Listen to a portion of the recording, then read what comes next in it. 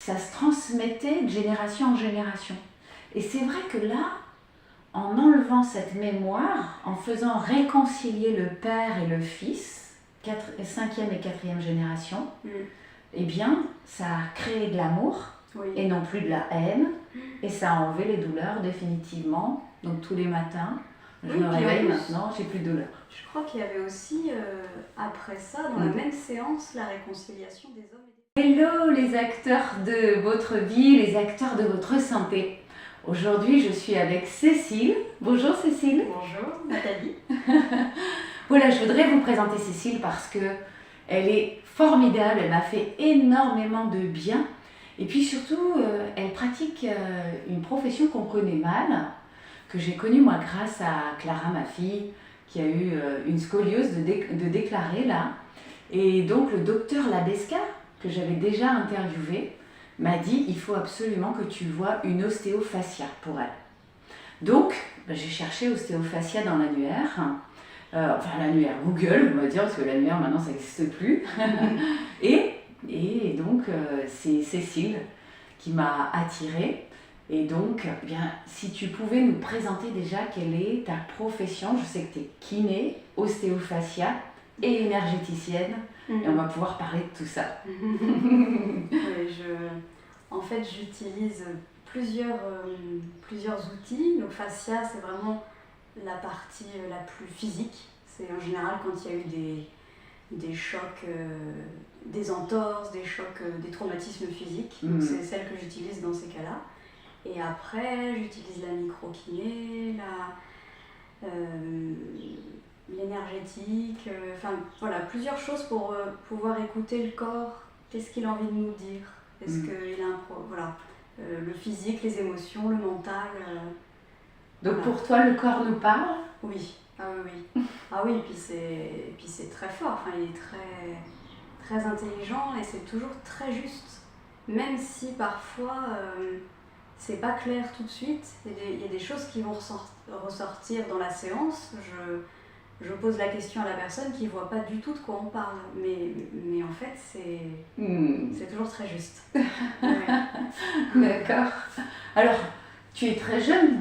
Tu as quel âge? J'ai 34. 34. Alors moi je suis bluffée parce que en fait, nous, notre première séance, ça a été quelque chose de très important pour moi parce que ça m'a permis d'enlever définitivement les quelques douleurs résiduelles. Pour ceux qui me suivent, vous le savez, j'ai souffert de spondylarthrite ankylosante à une forme très très très sévère. J'ai passé 10 à 15 jours sous morphine.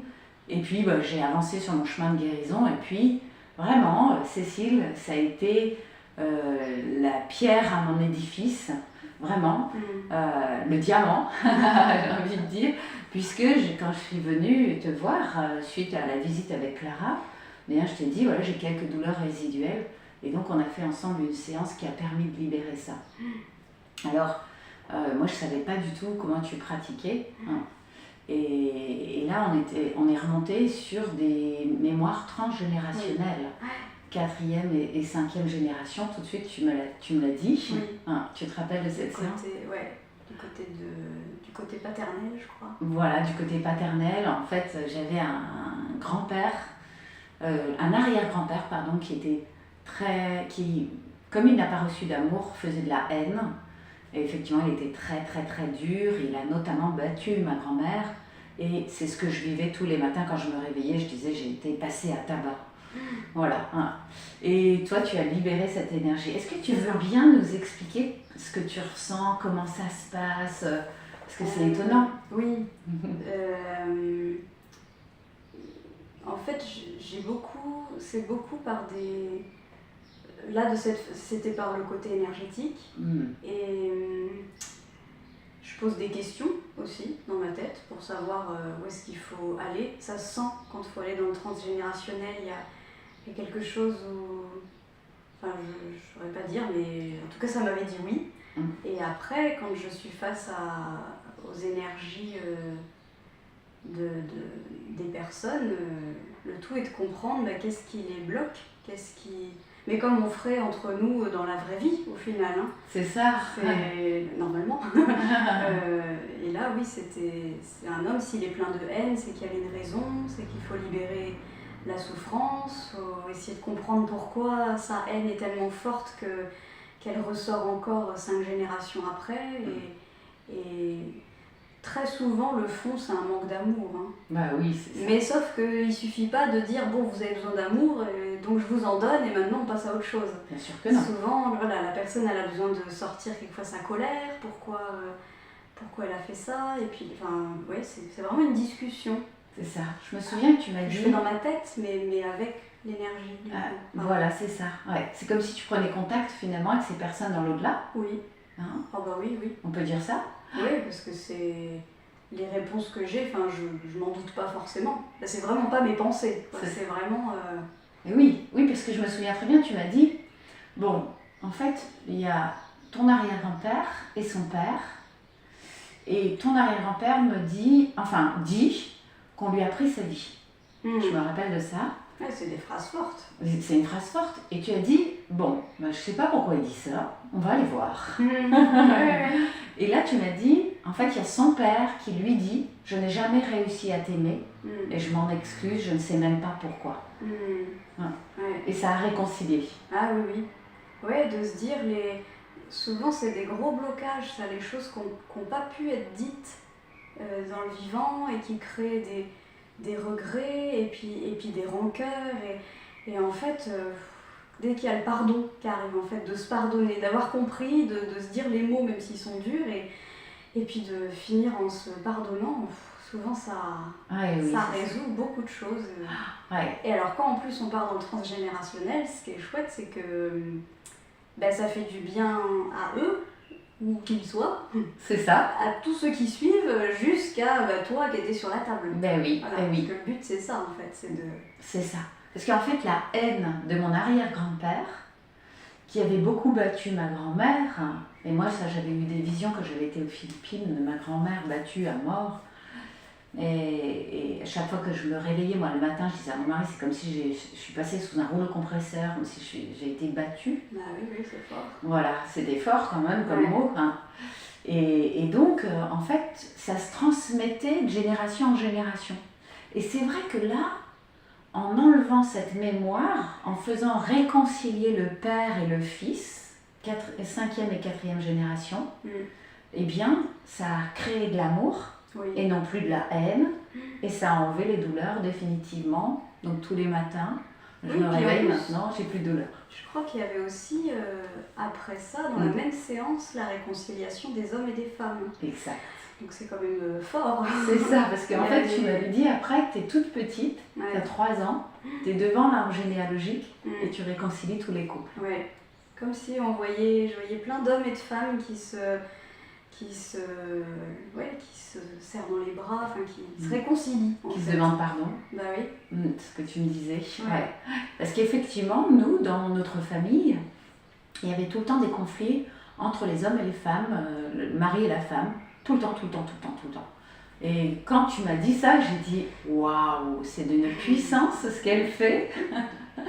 Je me suis dit, en fait, je t'ai dit d'ailleurs, tu fais la même chose que moi, mais en énergétique. Et c'est pour ça que je voulais t'interviewer, parce que je trouvais ça extraordinaire, puis surtout je voulais le partager, parce que j'ai beaucoup de personnes qui me regardent et qui apprennent des tas de choses. C'est vrai que si tu sais pas que ça existe, tu peux pas aller vers ça.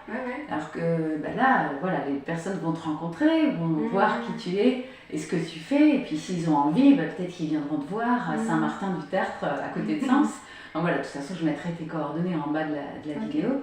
Mais c'est vrai que, voilà, j'ai envie, moi, de partager tout ce qui m'a fait du bien. Depuis le début, c'est ce que je fais. Je partage tout ce que j'ai fait, tout ce que j'ai mis en place et qui m'a fait du bien, parce que j'espère, en tous les cas, voilà, avec le cœur, que ça aidera.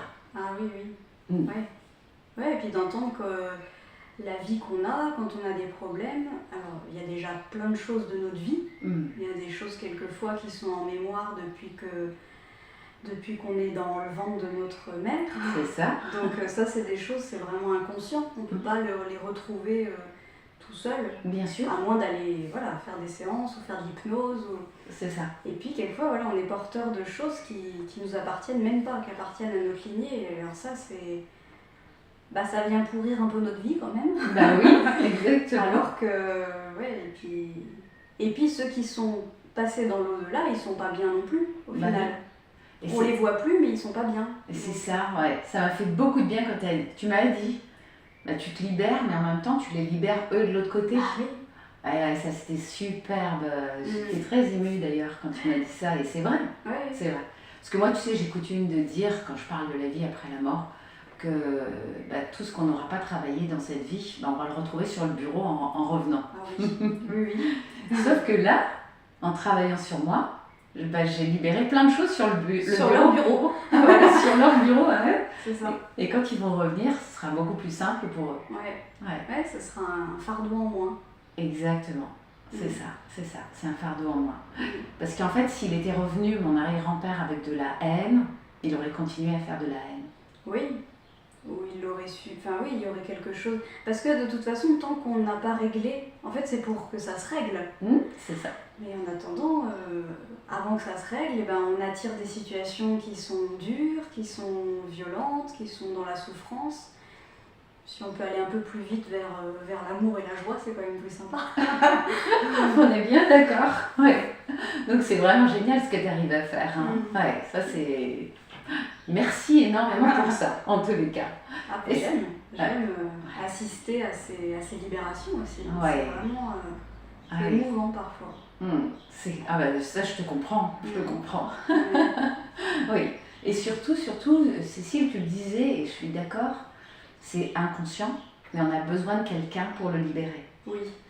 Et voilà, et moi, je crois que dans le développement personnel, il y a des gens peut-être qui disent qu'ils sont arrivés et qu'ils ont tout, et ça, c'est pas possible. Je veux dire, je crois que le travail sur soi, c'est le travail d'une vie, et il faut beaucoup d'humilité pour se dire que, en fait, il nous reste toujours des choses à travailler. Et honnêtement, moi, alors ça, je l'ai cette humilité vraiment, parce que je sais qu'il y a tout le temps des trucs à travailler, puis que la vie, elle nous met en face des situations à bosser. Et donc, ça, c'est un message aussi à délivrer. On a toujours à travailler des choses et à libérer, soi ou les autres, mais aussi nos enfants, parce qu'il y a des séances qu'on a fait ensemble aussi, où ça a libéré des choses chez mes filles. Ah oui. Et donc ça a été génial aussi. Ouais. C'est ça qui est bien quand on fait des séances sur l'inconscient, c'est qu'on fait du bien aux ascendants et puis aux descendants. Quand on a des enfants, c'est comme si on leur donne pas toute notre valise. C'est ça. On enlève des trucs, on trie. Exactement. Tu sais, il y a souvent des personnes qui me demandent, qui me disent « Mais pourquoi on peut pas arriver à le faire seul ?» Oui. Alors si, au bout d'un moment, il y a des choses qu'on peut faire seul. On peut prendre des réflexes, utiliser des outils. Mais oui, comme tu disais, l'humilité de sentir qu'il y a un moment, il y a quelque chose qui coince, on n'y arrive pas tout seul et on a besoin presque d'une tierce personne. Oui, exactement. Des fois, c'est presque de la médiation en séance, en fait. Là, il fallait faire de la médiation avec cet arrière-grand-père. Ouais, c'est ça. Ouais, exactement.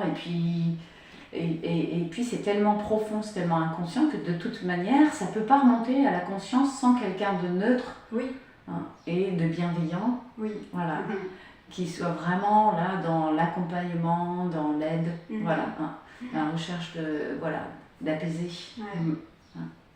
Ok, super, merci beaucoup. Et puis, j'aimerais encore te poser d'autres questions. Parce qu'en fait, voilà, il y a plein de gens qui vont dire les fascias, c'est quoi Tu vois Tu peux nous expliquer Les fascias, en fait, physiquement, c'est les tissus qui nous entourent des pieds à la tête.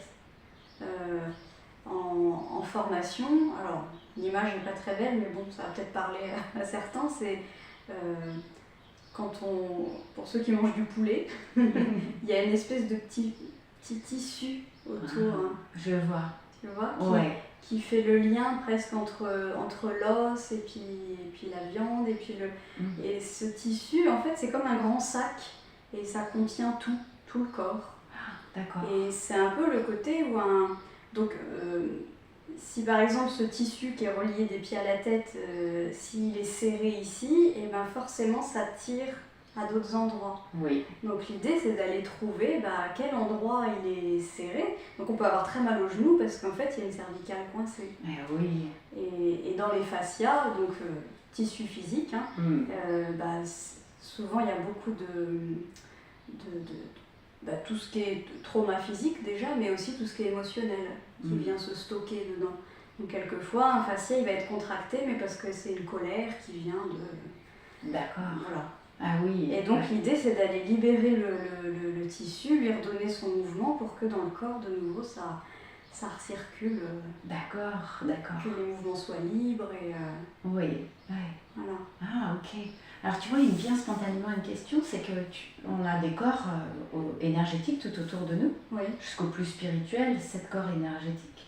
Et on en a un qui est tout près, qui est le corps éthérique, qui rentre à moitié dans le physique et à moitié à l'extérieur. Est-ce que tu dirais que les fascias, justement, ils font partie de ce corps éthérique peut-être? Oh, je pense, oui. Parce que quelquefois ils sont tendus parce qu'il y a... Enfin, je peux pas le confirmer, mais pour moi tout est lié. Ouais, c'est ça, tout est lié, oui. C'est presque tout est une continuité. Enfin, oui, je peux pas le confirmer, mais je pense que oui.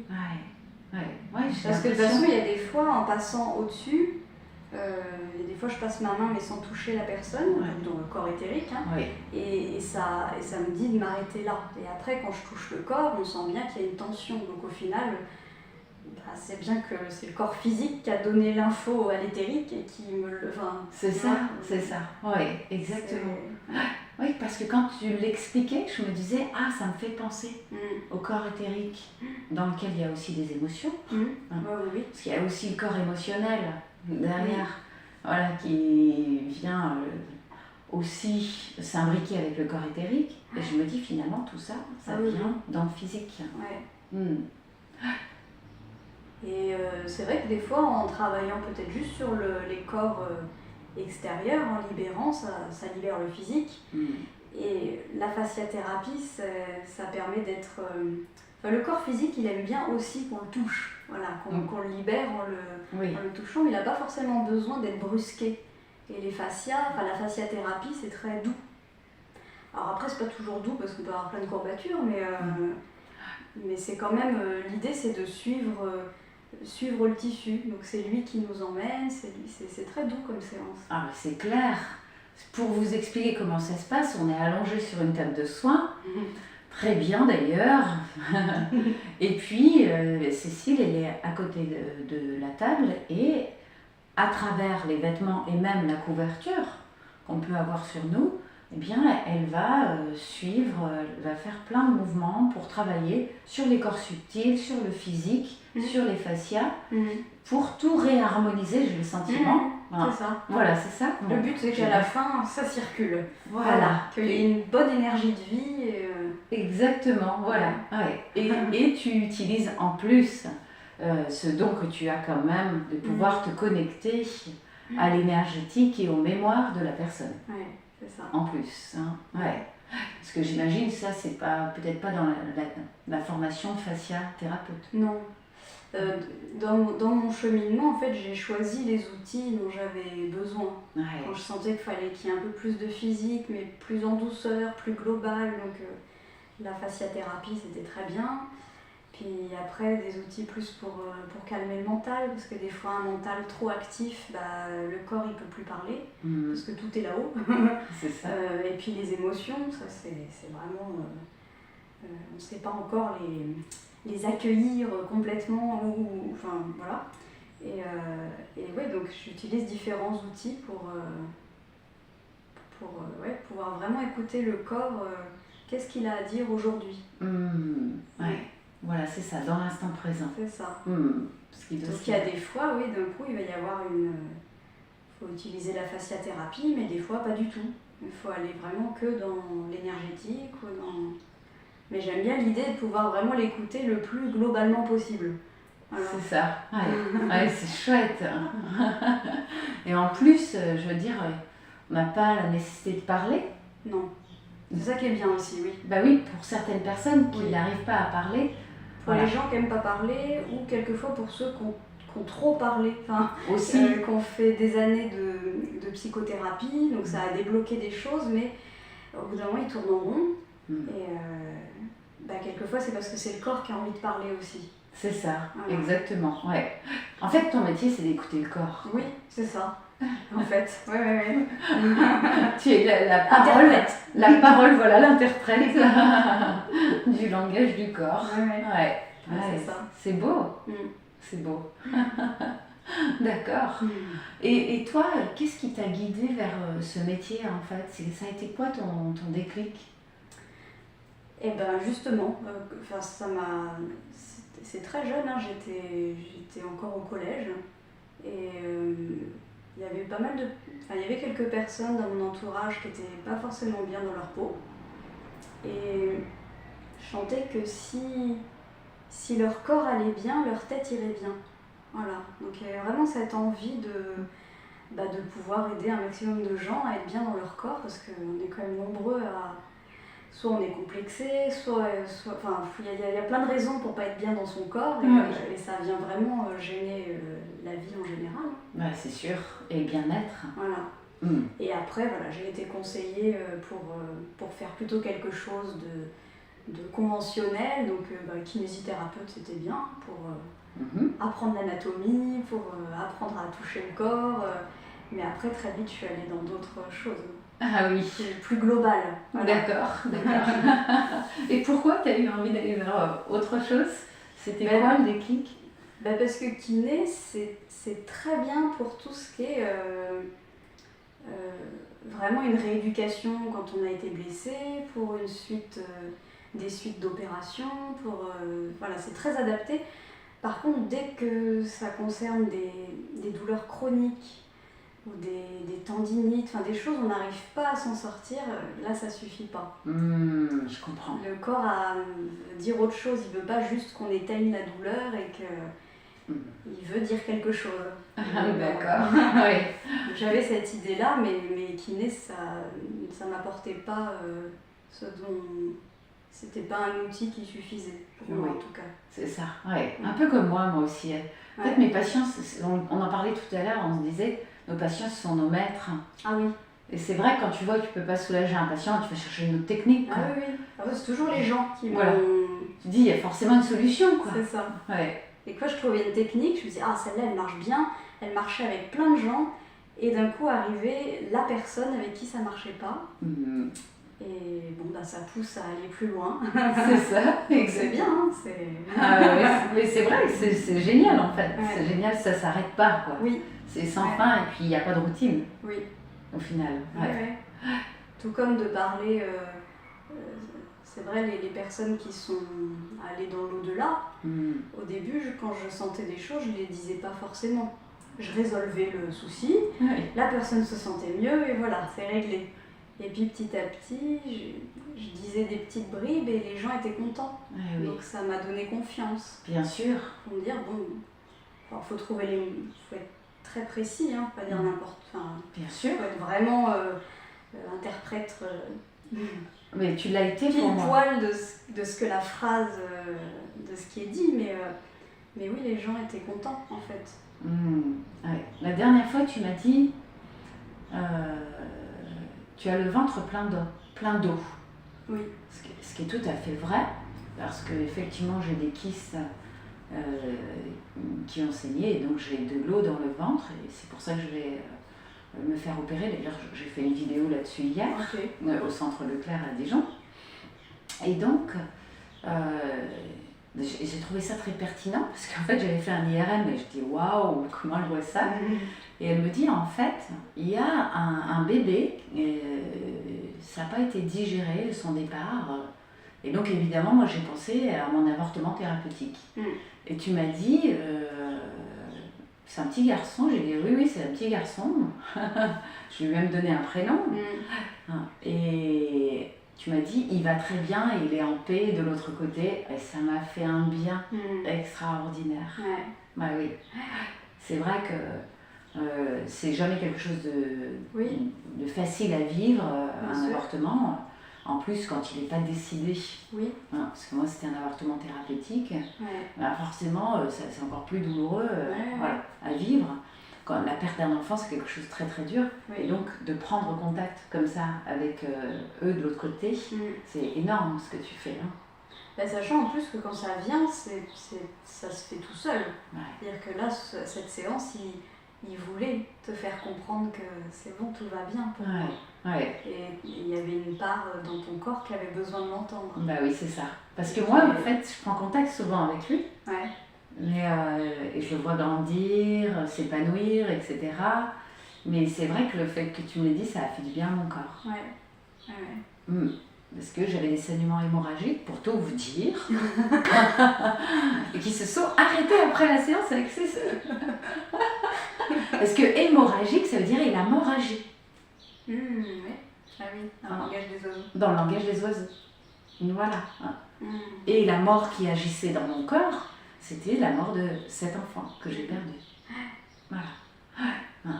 C'était l'idée de ne pas rester, c'était ça, pas rester sur la souffrance et de pouvoir vraiment passer à autre chose, retrouver la joie en fait, c'est toujours ça. Hein. C'est ça, exactement. Qu'est-ce qui bloque l'énergie de vie, qu'est-ce qui bloque la joie Tout à fait, tout à fait. Ouais.